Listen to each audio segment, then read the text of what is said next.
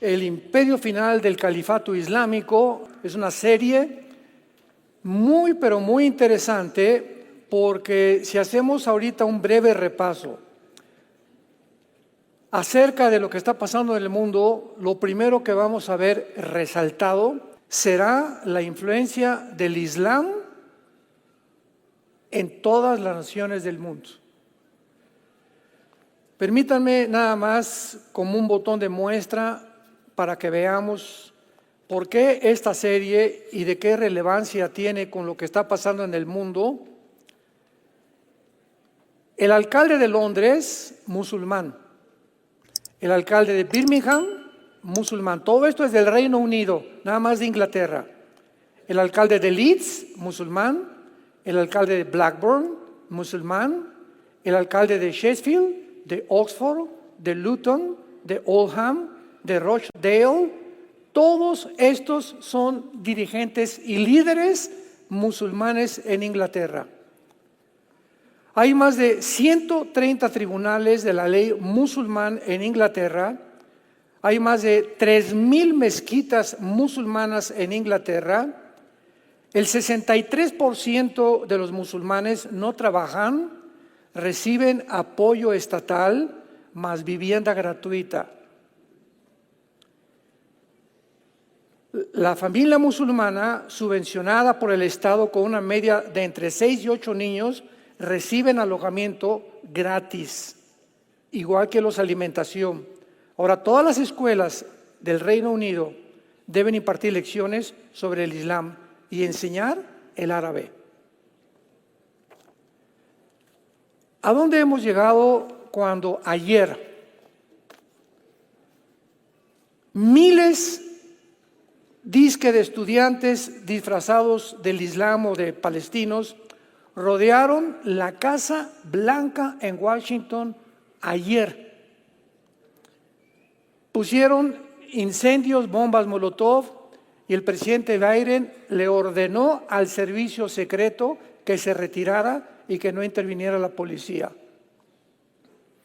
Hace algún tiempo vimos nosotros también miles de estudiantes en la Universidad de Columbia, Nueva York, que es el corazón, Oxford, Yale, Harvard, en el mundo entero, con estudiantes desfilando, estudiantes que nosotros asumimos o creemos que tienen un cierto nivel de coeficiente intelectual o de inteligencia, estudiantes que están estudiando para abogados, para científicos, para matemáticos, y que estamos esperando que sean los líderes del mundo en los próximos 10, 15 años, no sé, aproximadamente. ¿Cómo es posible que esta infección haya podido entrar en las principales universidades, donde está continuamente gritando desde el río hasta el mar que Palestina sea libre? ¿Cómo es posible que los estudiantes estén en el Islam o estudiantes bajo el Islam, donde explico claramente que todo, hasta el movimiento LGTB se unió a las protestas? Les digo, si todos ustedes los del LGTB van a Gaza, los matan, porque los palestinos odian a los homosexuales y a las lesbianas y a los transgéneros. Es pena de muerte y los avientan desde un edificio. Ustedes, mujeres occidentales aquí de Estados Unidos, donde hay libertades, donde todo el mundo quiere venir a vivir, se ponen las bufandas que se ponen las musulmanas, cuando allá es obligatorio. Y si no se ponen ni se tapan la cabeza, la ley Sharia les permite a los esposos golpearlas. Así que increíble que esta información no pueda ser contenida en las mentes universitarias y el mundo esté enfermo. Les preguntan a los estudiantes en las entrevistas: oye, ¿tú sabes cuando dices del río al mar, dónde están los musulmanes o los palestinos? ¿De qué río está hablando? ¿Del río Bravo? No saben ni siquiera lo que están diciendo. Acusamos a Israel de genocida. ¿Tú sabes lo que es genocidio? ¿Sabes la diferencia entre un crimen de guerra y un genocidio? Entonces, ¿de qué están? ¿Por qué son arrastrados sin saberlo? Simplemente se llama psicosis colectiva. Y esto es lo que la Biblia profetizó que en los últimos tiempos iba a suceder. Vendría una confusión global, una oscuridad global del entendimiento, y es lo que dice, acompáñenme a Daniel capítulo 12, el profeta Daniel, advirtiéndonos para que podamos en esta mañana abrir nuestro corazón, nuestro entendimiento, seamos sobrios y no nos dejemos llevar simplemente por la mayoría o por los medios de comunicación masivos. Y Jesucristo lo dijo: ancha y espaciosa es la puerta que conduce a la mayoría a la perdición, y angosta y estrecha es la puerta que conduce a la perdición, a la salvación. Muchos son los que van por la puerta ancha, pocos son los que entran por la puerta estrecha, porque son las personas, escuchen esto, las que entran por esta puerta angosta son las personas que tuvieron entendimiento de los tiempos que vivíamos, perspectiva claramente, y no pasiones, ni obsesiones, ni sentimentalismos, ni emociones manejadas, manipuladas por los medios de comunicación para hacer cosas que finalmente se van a arrepentir. Hace 2600 años, 2600 años, el ángel Gabriel, por cierto, la palabra Gabriel significa el Señor me fortalece. Si alguien se llama Gabriel, significa el Señor es mi fuerza o me fortalece. Y le dice en el versículo 4 del capítulo 12, Gabriel a Daniel: pero tú, Daniel, cierra las palabras y sella el libro hasta el tiempo del fin. Muchos correrán de aquí para allá y el conocimiento o la ciencia se aumentará. Versículos 9 y 10. Él respondió: anda, Daniel, estas palabras están cerradas y selladas hasta el tiempo del fin. Muchos serán limpios y emblanquecidos y purificados. Los impíos procederán impíamente y ninguno de ellos entenderá, pero los entendidos comprenderán.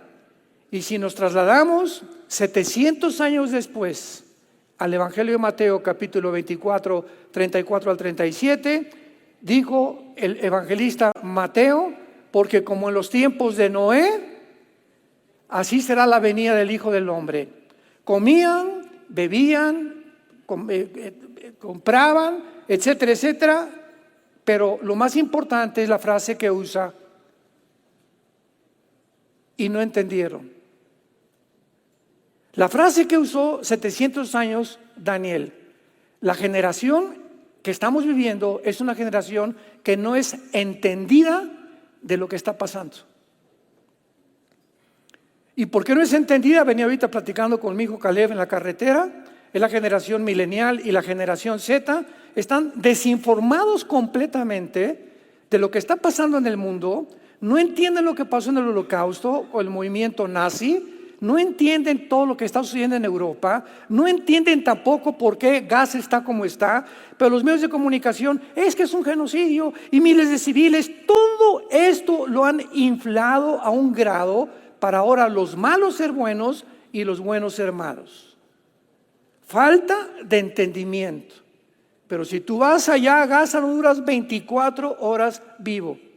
Y cuando dicen libremos a Gaza y libertad a los palestinos, lo que están haciendo al protestar es hundiendo a los palestinos, porque ellos sí quieren ser libres, pero de Hamás, del grupo terrorista que los tiene como los tiene. Y cuando griten liberen a Palestina, están apoyando a que sigan ahí viviendo y que los sigan explotando. Es el mundo en que estamos viviendo, un mundo completamente al revés, tal como la Biblia lo profetizó. Vamos a abrir nuestras Biblias en esta mañana en el libro de Ezequiel, en el Antiguo Testamento, capítulo 38, y vamos a evidenciar, a demostrar, a probar que la guerra que se muestra en estos dos capítulos, la profecía que hace 2700 años el profeta Ezequiel ha vertido en estas páginas, es la más detallada de todas las profecías de la Biblia de los últimos tiempos. Es una profecía, repito, donde se anuncia una invasión a Israel en los últimos tiempos. Y en esta profecía, lo increíble es que se mencionan las naciones que van a estar involucradas en esta invasión, con detalles como lo vamos a ver a continuación, y todas estas naciones son islámicas. Al mismo tiempo que se profetiza una invasión de una conglomeración islámica que se está formando ya ante nuestros ojos y que va a ser dirigida por un líder en contra de Israel en los tiempos finales, también se anuncia claramente que es la guerra final de la historia o el Armagedón. ¿Qué estoy diciendo? Que el capítulo 38 y 39 de Ezequiel describe la última guerra mundial, la tercera guerra mundial, la batalla del Armagedón. ¿Cuál va a ser nuestro objetivo en esta mañana? Demostrar que exactamente las características de esta guerra son paralelas, iguales, similares a la guerra del Armagedón en el libro del Apocalipsis. Vamos a ver en primer lugar en el capítulo 39 de Ezequiel, versículo 17 al 20, que se describe al terminar esta guerra un gran banquete de Dios. Y dice así: y tú, hijo de hombre, así ha dicho Jehová el Señor, di a las aves de toda especie, a toda fiera del campo, juntaos y venid, reuníos de todas partes a mi víctima que sacrifico para vosotros, un sacrificio grande sobre los montes de Israel. Comeréis carne y beberéis sangre. Comeréis carne de fuertes, beberéis sangre de príncipes de la tierra, carneros, corderos, machos cabríos, bueyes, toros engordados, todos en Basán. Comeréis grosura hasta saciaros, beberéis sangre hasta embriagaos, de sangre de las víctimas que para vosotros sacrifiqué. Y os saciaréis sobre mi mesa de caballos, de jinetes fuertes, de todos los hombres de guerra, dice Jehová. Comparemos las condiciones en las que termina esta invasión con el libro de Apocalipsis, capítulo 19, versículos 17 y 18. Y dice así, Apocalipsis 19, 17 y 18. Y vi a un ángel que estaba en pie en el sol y clamó a gran voz, diciendo a todas las aves que vuelan en medio del cielo, vengan y congregaos a la gran cena de Dios, para que coman carne de reyes, de capitanes, de fuertes, de caballos, jinetes, de todos libres y esclavos, pequeños y grandes. Y la bestia y a los reyes de la tierra y sus ejércitos, reunidos para guerrear contra el que montaba el caballo y contra su ejército. Exactamente, está colocada las mismas características, la misma guerra, cuando Jesucristo viene por segunda vez. La evidencia más común y más clara entre esta batalla y la del Armagedón es que en la conclusión de ambas, Dios hace un llamado a las aves, a las fieras, a los animales, para participar del banquete que se le llama de los soldados, de los miles que van a quedar tirados en el valle del Megiddo. Y notamos que también se aplica la batalla del Armagedón y del Anticristo a la misma batalla que Ezequiel, 700 años que el profeta anunció. Ahora, no cabe duda que el apóstol Juan tomó esta descripción en el Apocalipsis de Ezequiel, inspirado por el Espíritu Santo. Y la pregunta es la siguiente: para pasar a la segunda prueba. ¿Por qué usaría Dios un pasaje que describe la destrucción de Gog, que así se le llama el líder de la invasión de Ezequiel 38 y 39, Gog? ¿Por qué describiría Dios a Gog y lo aplica para la destrucción del anticristo si estos dos pasajes fueran diferentes? Veamos en segundo lugar, en el capítulo 38 de Ezequiel. ¿Ven por qué es importante traer su Biblia? Ezequiel 38, versículo 20. Veamos que ambos son destruidos por un gran terremoto. Que los peces del mar y las aves del cielo y las bestias del campo y toda serpiente que se arrastra sobre la tierra y todos los hombres que están sobre la faz de la tierra temblarán ante mi presencia.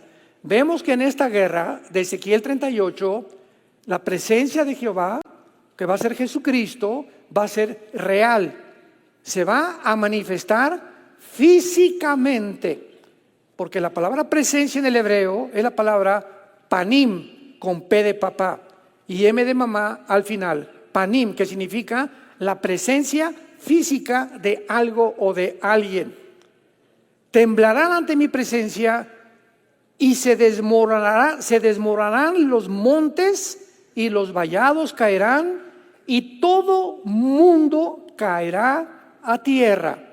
Bueno, ahora comparemos esto con Apocalipsis 16, versículo 18 al 20. Entonces hubo relámpagos y voces y truenos y un gran temblor de tierra. ¿Qué dice? Un gran temblor de tierra. Un terremoto tan grande que no lo hubo jamás desde que los hombres han estado sobre la tierra. Y la gran ciudad fue dividida en tres partes. Las ciudades de las naciones cayeron y la gran Babilonia vino en memoria delante de Dios para darle el cáliz del vino del ardor de su ira. Ojo, y toda isla huyó y los montes no fueron hallados. Así pues vemos que no solo encontramos estas similitudes en el banquete, sino también que directamente, si todos los montes en la batalla de Ezequiel 38 y 39 van a caer, junto con las islas van a desaparecer, ¿cómo van a volver a caer años más tarde si el Armagedón fuera diferente? ¿Me van siguiendo?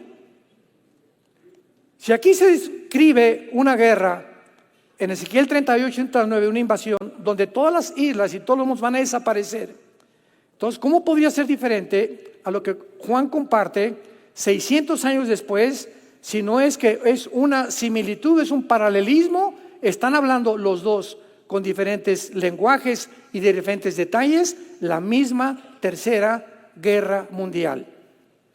Prosigamos. Ambas naciones consisten en la misma confederación. Ambas coaliciones consisten de las mismas naciones y esto es ya completamente indubitable. Ezequiel 38, versículos 4 y 5. Veamos las naciones que hace 2700 años, señores historiadores, geopolíticos que nos escuchan, maestros de escuela, arqueólogos, antropólogos, filántropos, etcétera, etcétera, la exactitud, la veracidad, la claridad de las Sagradas Escrituras. Versículo 5. La primera nación que se menciona aquí es Persia. ¿Quién es Persia en el Antiguo Testamento? Se refiere a la nación actual. Número 1 en el mundo en sostener el terrorismo islámico.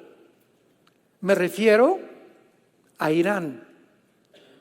En 1935 del siglo pasado se le cambió el nombre de Persia a República de Irán. En 1979, cuando los ayatollah Khomeini le dieron el golpe de estado a los Shah, le cambiaron el nombre a la República Islámica de Irán. Y desde entonces, desde el siglo pasado, Irán no es gobernado por un gobierno civil, lo mismo que en el Líbano, lo mismo que en Gaza, lo mismo que en Yemen, lo mismo que en Irak, lo mismo que en Siria. Están gobernados por religiosos. Son los religiosos, usando los grupos terroristas, Hamas, Hezbollah, los Houthis, ISIS, Al-Qaeda, los talibanes, como en Afganistán, que son los que controlan completamente la población. El gobierno civil está simplemente de adorno. Muy bien, Irán es una de las naciones que actualmente, no me equivoqué, no es una de las naciones, es artículo determinado, es la nación que sostiene y financia en armas, en todo, a todos los grupos terroristas. Irán inició con Hamas, con Yasser Arafat y al-Husseini antes de los nazis. Antes de los nazis, ya al-Husseini, que era un califa, había unido a los nazis. Hay fotos con Hitler, fotos con él desfilando en medio de las tropas de los nazis, ya uniéndose con Hitler con el propósito de exterminar a los judíos. Como en la Segunda Guerra Mundial no pudieron exterminar con los judíos, se continuó este odio y esta idea satánica de acabar con una población étnica para poder finalizar y finiquitar el programa de la solución final de los nazis y de al-Husseini. ¿Qué fue lo que se propagó y lo que se organizó y se desarrolló? Se nombró Movimiento para la Liberación de Palestina por Yasser Arafat. Husseini se muere Hitler, Yasser Arafat, el terrorista más grande del siglo pasado, toma las riendas y organiza el movimiento de Al-Fatah, que es el movimiento que secuestró en 1972 a los atletas olímpicos judíos en Múnich, Alemania, y los acabó matando a todos. Entonces, Irán no ha dejado desde 1979 como una nación islámica chiita, porque en el Islam hay los sunis y los chiitas, con la diferencia que los chiitas creen que viene un califa que le llaman el 12º imán, que se perdió de niño y que va a regresar en tiempos de guerra. Tenemos que entender todo esto para entender lo que está pasando, por el amor de Dios.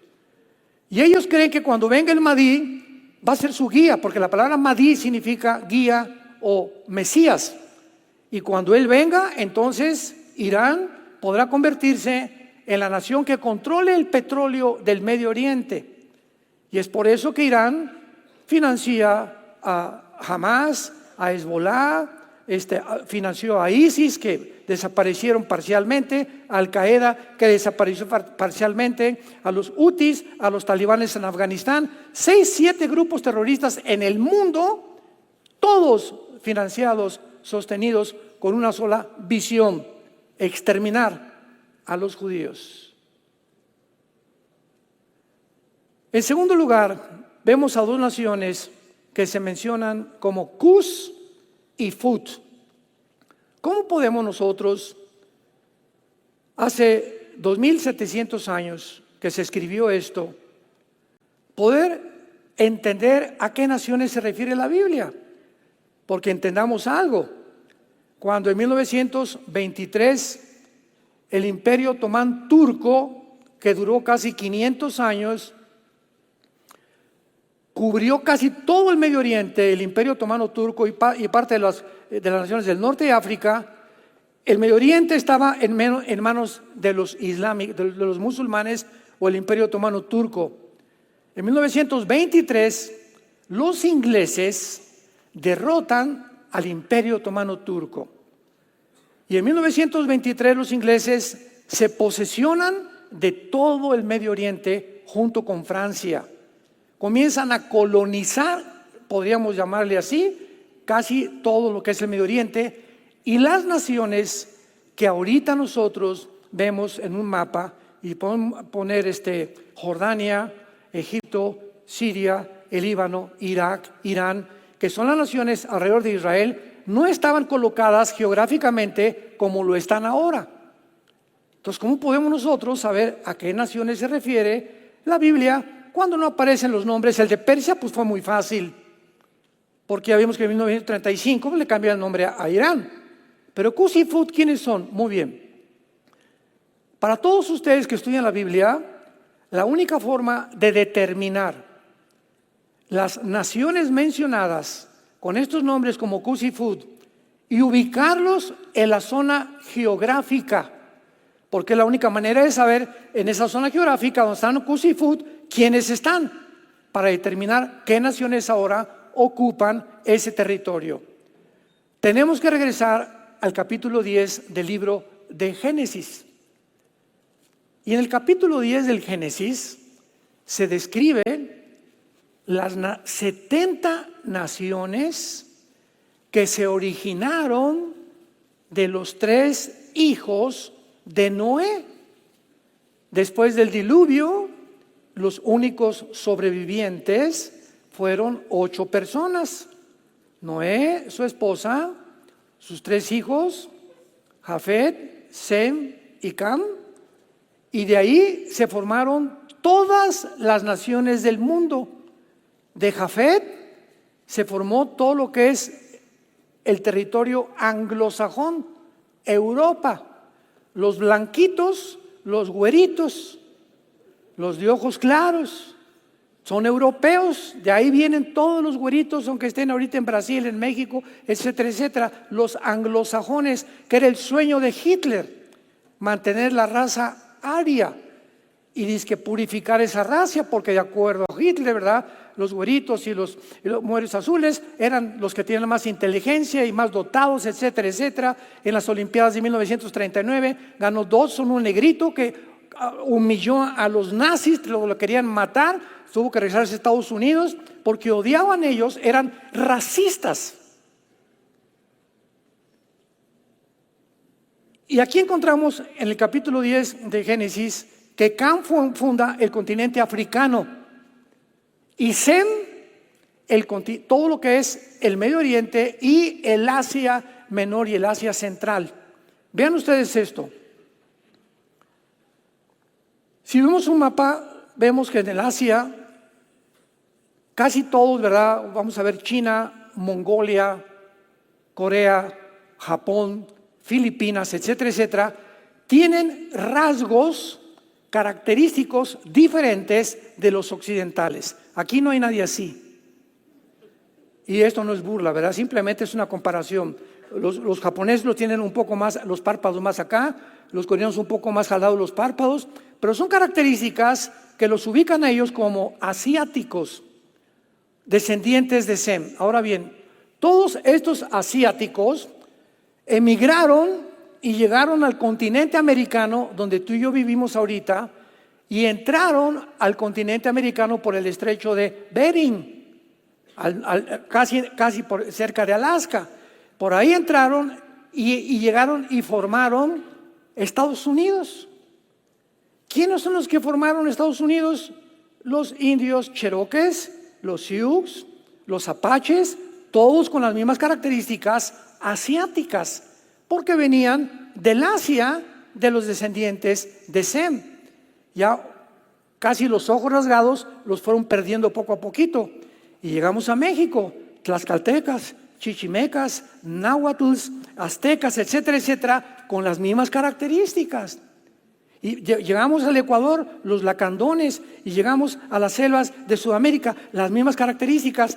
Todo el pueblo indígena del continente americano descienden de Sem, de los semitas.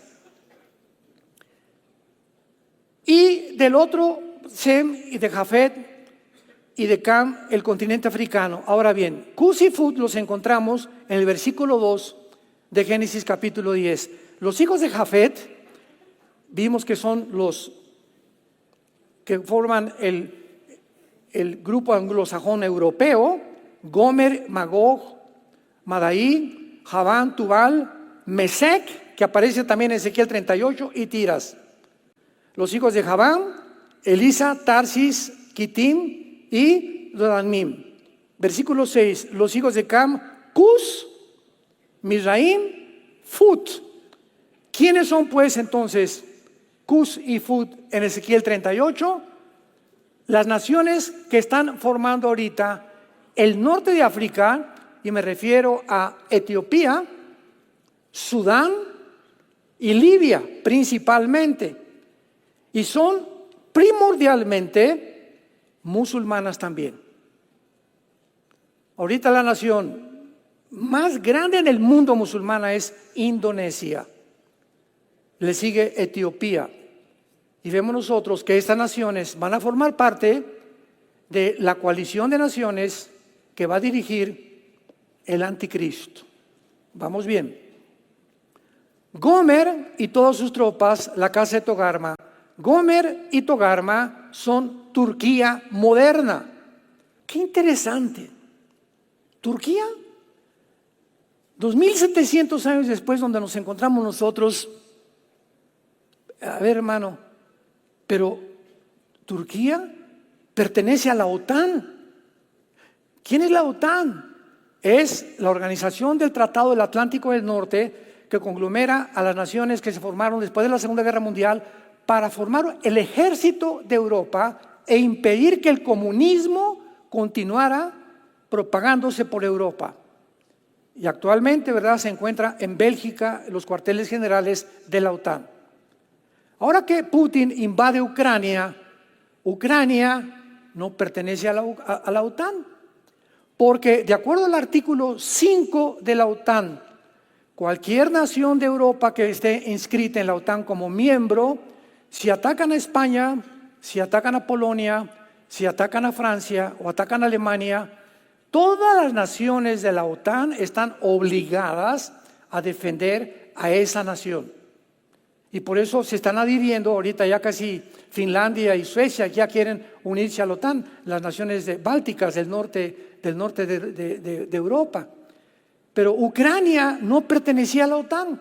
Y cuando vio Putin que la OTAN estaba subiendo por Europa hacia el norte, cuando en el Pacto de Varsovia del siglo pasado se estipuló que la OTAN, la Unión Soviética hizo un tratado con el Pacto de Varsovia, por favor, ya se les prohíbe a la OTAN subir más de Europa y adherir a más naciones miembros. Ya así como están, y firmaron los de la OTAN.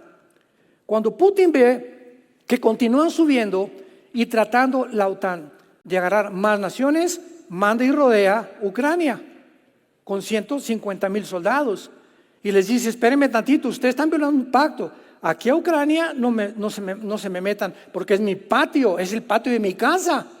Si ustedes se meten a Ucrania y ponen misiles nucleares apuntándome a Moscú, que está a 15 minutos, pues se acabó Rusia. Y esa es la razón por la cual Putin actuó de una forma lógica, de una forma, aunque le llaman el diablo, lo que tú quieras. Él no hizo más que defenderse. Ya todas las barbaridades que ha hecho ya son adicionales, pero él lo hizo para protegerse, porque no podía. Biden, el presidente de Estados Unidos, quería Ucrania porque también Biden quiere conquistar el mundo. Los Estados Unidos no han cejado de su sueño de conquistar el mundo entero, pero se enfrentan ahora con otro coloso, Rusia y Estados Unidos. Entonces estamos viendo tú y yo en el siglo XXI, donde por primera vez las naciones occidentales, Europa y Estados Unidos, que supuestamente están unidos, supuestamente porque Estados Unidos ya es un tigre de papel, y por el otro lado están los africanos que estaban esperando en Europa, y está en Europa que estaban esperando en Rusia y Estados Unidos también, que se unen los dos colosos, el Oriente y el Occidente. Y ahora se enfrascan. El Oriente ya no es una pelea entre España contra Brasil o Estados Unidos contra Japón. Ahora son dos hemisferios los que se enfrentan en el tablero del ajedrez del mundo para tratar quién se come el pastel. Y antes de que puedan ellos enfrentarse, ¿qué tiene que hacer las naciones orientales. Número 1, conquistar el Medio Oriente, porque ahí está el petróleo. Número 2, China tiene que conquistar Taiwán, porque Taiwán tiene el 65% de la producción de los chips del mundo entero.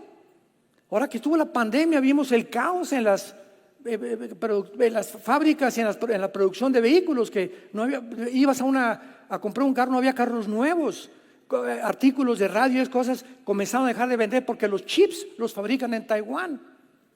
Y si China está unida con Rusia y con Irán, porque ya son compadres, y ahora que se les unió Turquía, lo voy a explicar, pues entonces tiene primero Taiwán y el Medio Oriente conquistarlo, que es lo que están haciendo ahorita. Porque el Dios de la Biblia es el Dios de Israel. Y dijo que es indestructible y que nadie lo podrá eliminar ni aniquilar hasta que Jesucristo venga. Y que la tercera guerra mundial tendrá lugar de una forma que no es coincidencial en el territorio que ocupa ahorita Israel. Ahí va a ser la tercera guerra mundial. Para que vean una más las ramificaciones y la relevancia de todo lo que está sucediendo y por qué está concentrado el Medio Oriente. Vuelve otra vez a resurgir en los encabezados de los periódicos, porque ahí es donde la Biblia profetizó hace cientos de años que iba a culminar la historia con esta matazón. Muy bien, Turquía, nos quedamos con Turquía, pertenece a la OTAN. Erdogan, Recep Tayyip Erdogan, presidente de Turquía actualmente, es uno de los más grandes líderes islámicos del mundo también. Hace como 1 año, 2 años, dictó una conferencia y él dijo que él anhelaba ser el próximo califa del mundo islámico, cosa que no ha podido todavía. Él propició un autogolpe de Estado hace algunos años y ahora él tiene un control completamente, pero cuando vino la guerra de Ucrania y como pertenece a la OTAN, se dio cuenta Erdogan, como otras naciones que se venden, no tengo grano, no tengo armas, no tengo petróleo. Putincito, ¿qué, mijito? Venga, para acá, aquí siéntese, mira, aquí yo lo voy aquí siénteme, aquí siéntense todito, vénganse para acá, ahorita es el tiempo, aquí yo los voy a cuidar. Yo soy la mamá de los gallinos de los huevos de oro.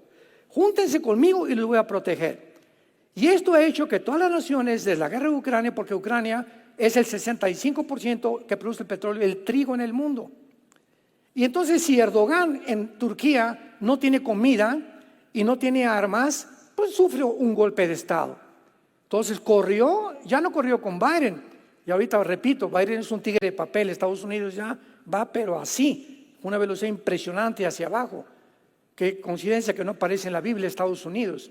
En las naciones que estamos mencionando no aparece Estados Unidos, lo que nos asumimos que va a desaparecer, ya sea moralmente, ya sea una bomba nuclear, no sabemos, pero Estados Unidos pasa a segundo o tercer lugar en la supremacía política, económica y militar del mundo. Entonces ahorita todos están bajo el paraguas de Putin y le dice Putin vente para acá, y esto hace que Erdogan en cualquier momento le diga a la OTAN adiós. Vean, síganme esto con mucho cuidado.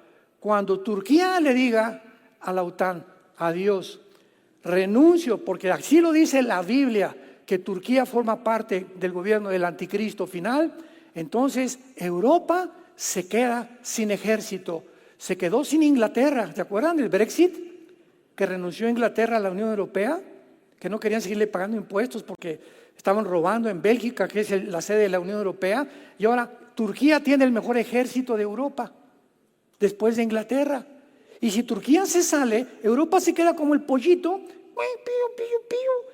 Ni Estados Unidos, ni Rusia, ni China. Ahora, ¿qué hacemos? Y ahí es donde sale en el Medio Oriente el anticristo, que va a ser el Mahdi, como lo vamos a hablar en la próxima conferencia, que va a unificar al Medio Oriente con 5 naciones de Europa que se van a unir con naciones del Medio Oriente.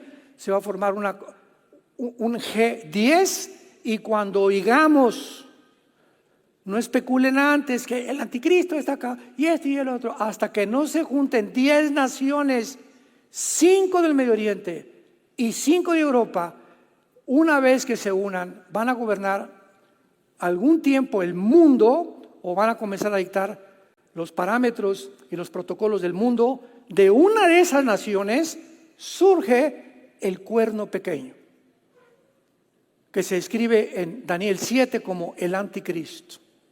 Daniel 7, Daniel 8, Daniel 9, etcétera, etcétera. De ahí surge el anticristo. ¿Y el anticristo de dónde creen que surge?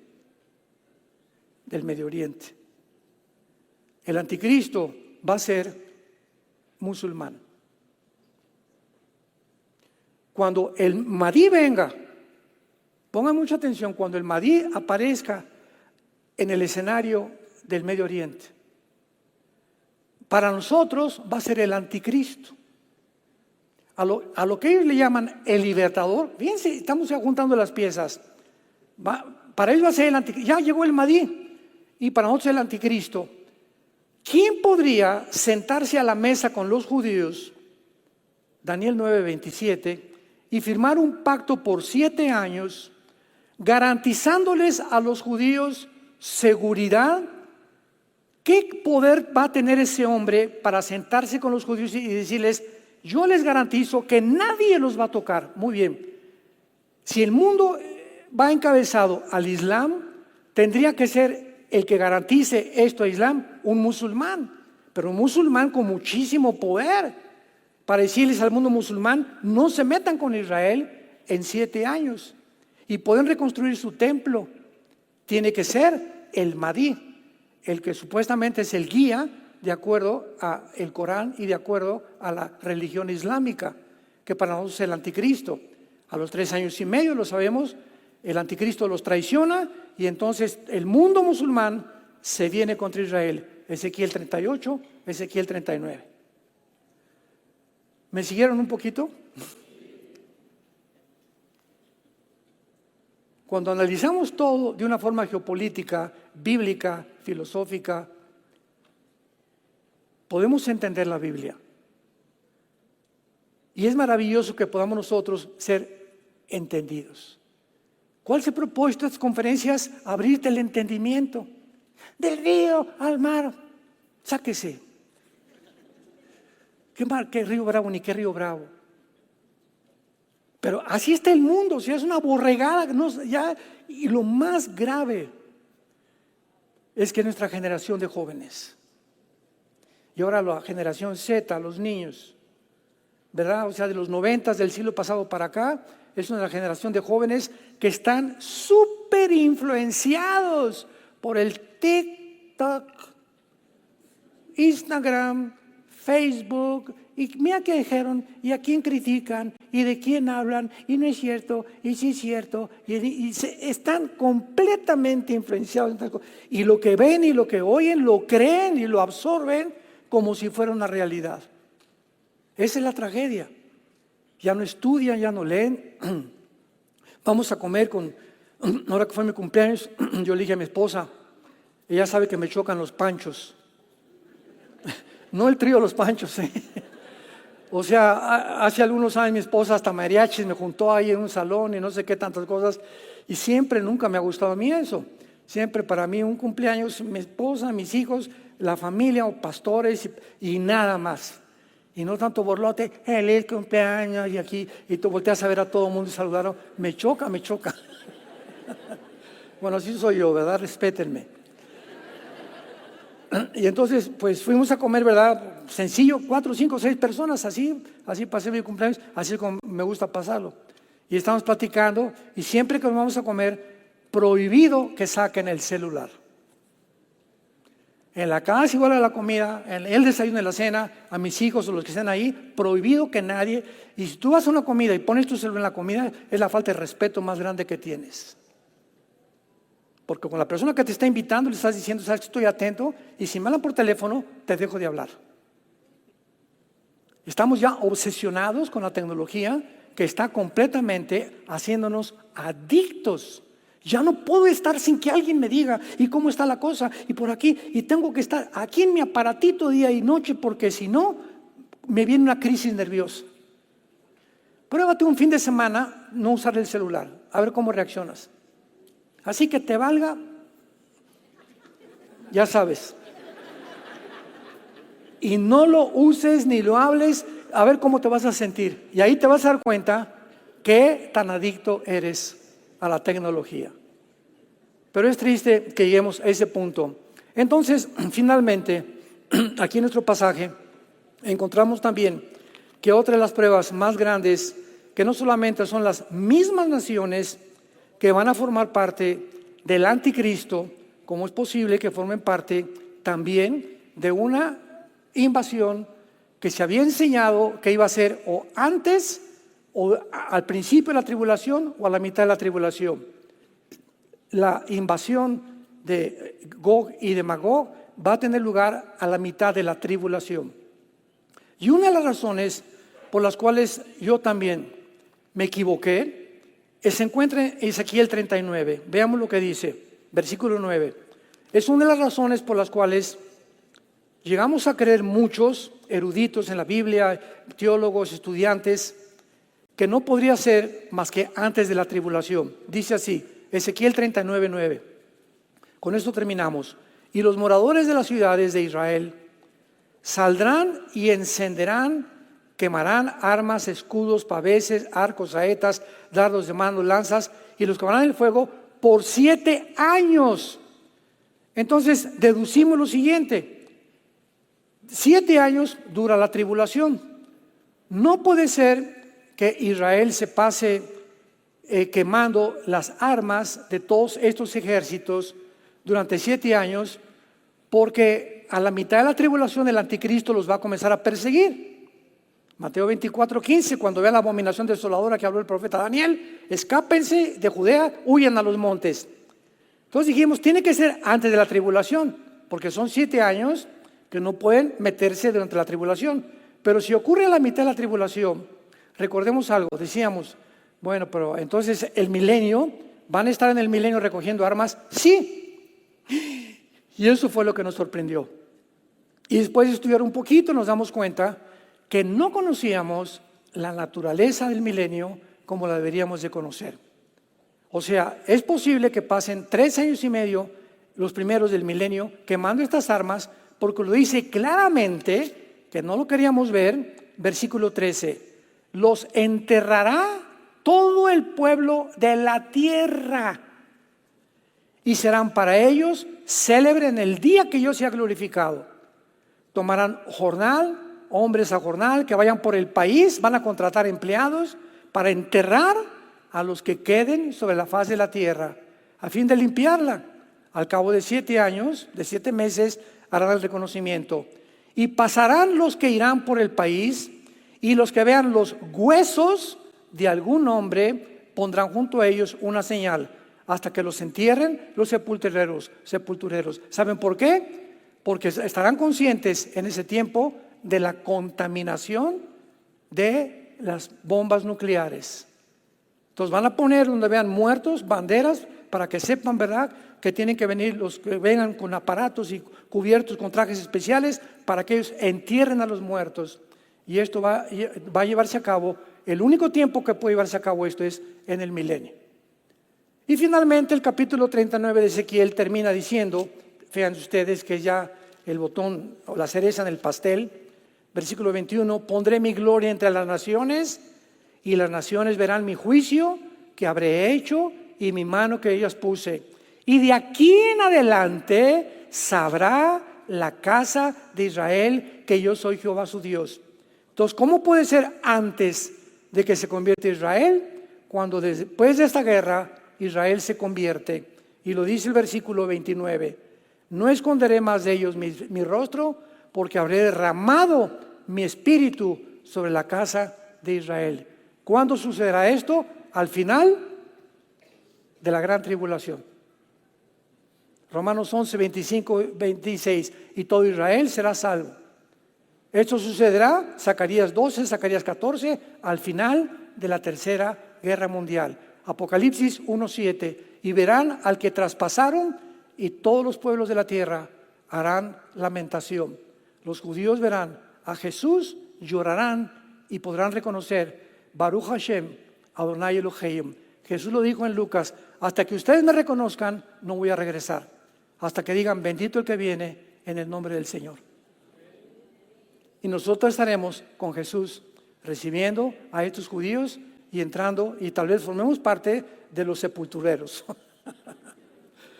Porque el milenio van a ser 1000 años y ya, ¿verdad? Y las características del milenio es que todavía habrá pecado, pero habrá familias, va a haber reproducción, va a haber niños naciendo, va a haber gente que se rebele al final y va a haber personas que resuciten también al final del milenio, que son los que van a pasar de la Tercera Guerra Mundial vivos, sin cuerpo glorificado, al reino mesiánico, y van a tener que arrepentirse durante el reino de Cristo. Por eso dice la Biblia que Cristo reinará con vara de hierro en el milenio, porque habrá todavía la rebelión en el corazón humano. Te damos gracias, Padre, por tu palabra en esta mañana. Benditos los entendidos que puedan comprender el maravilloso plan de Dios. Yo soy el alfa y el omega, el principio y el fin, dice el Señor.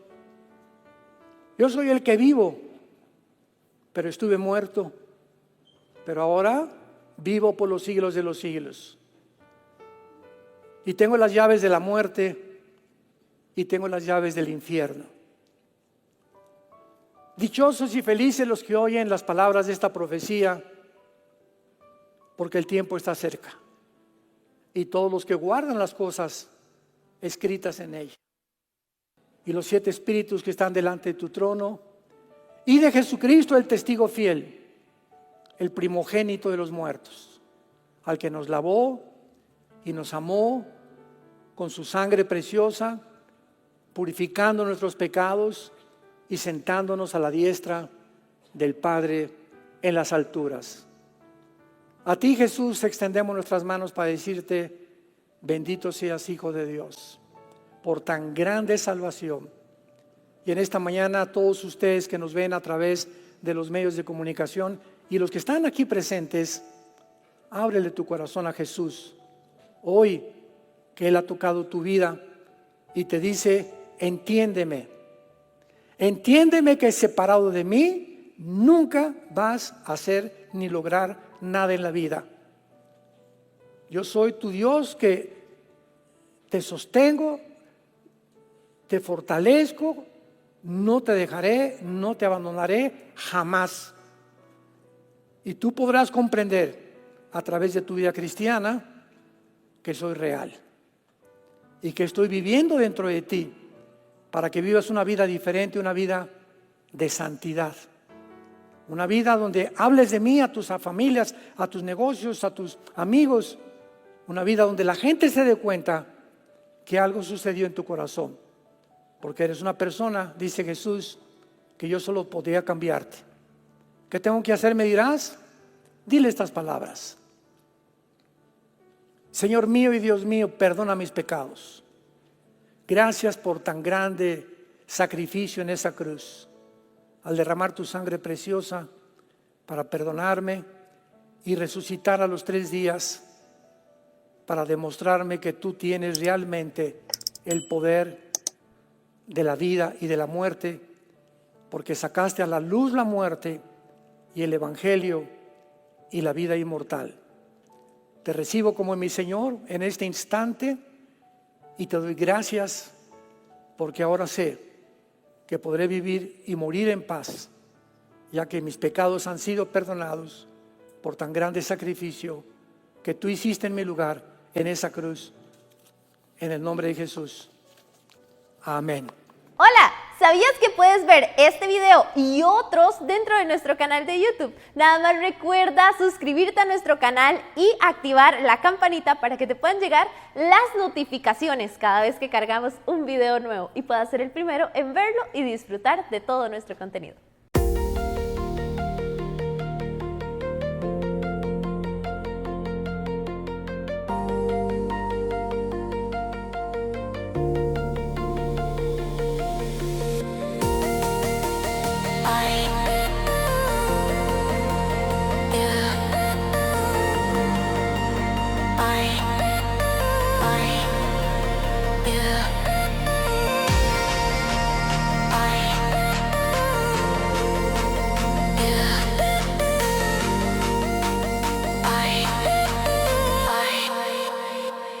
yeah.